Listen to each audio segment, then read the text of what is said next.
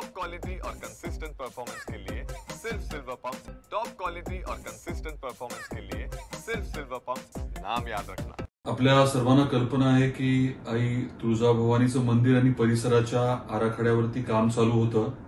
महाराष्ट्राची कुलस्वामिनी आई तुळजाभवानीचं मंदिर आणि परिसर या विकास आराखड्याला आपल्या महायुती सरकारने मान्यता दिली होती। आपले आदरणीय मुख्यमंत्री देवेंद्रजी फडणवीस साहेब इथं स्वतः तुळजापूरला आले होते। अगदी बारकाईने प्रत्येक विषय त्यांनी बघितला होता, आराखड्याचं सादरीकरण त्यांनी बघितलं होतं आणि महत्त्वाच्या सूचना केल्या होत्या।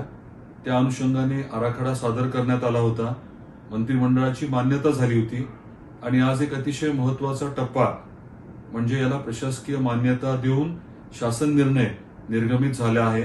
त्याबद्दल महायुती सरकारचे मनापासून आभार व्यक्त करतो। खास करून आपले मुख्यमंत्री देवेंद्रजी फडणवीस साहेबांचे मनापासून आभार। दोन्ही उपमुख्यमंत्री एकनाथरावजी शिंदे साहेब आणि अजितदादा पवार साहेब यांचे देखील मी मनापासून आभार व्यक्त करतो। हा आराखडा जो आहे तो आता तातडीने कार्यान्वित करण्यासाठी आम्ही प्रयत्न करतोय। युद्ध पातळीवरती हे काम सुरू राहील आणि 3 वर्षांमध्ये आराखडा जो आहे तो पूर्ण करण्याचा आमचा संकल्प आहे।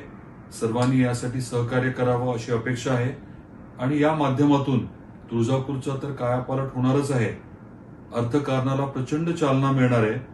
परंतु सगळ्यात महत्त्वाचं म्हणजे आईच्या दर्शनासाठी येणारे जे करोडो भाविक आहेत त्यांना आल्यानंतर एक वेगळ्या पद्धतीचं दर्शन मिळेल, समाधान मिळेल आणि प्रचंड ऊर्जा घेऊन ते आपल्या घरी जाऊ शकतील।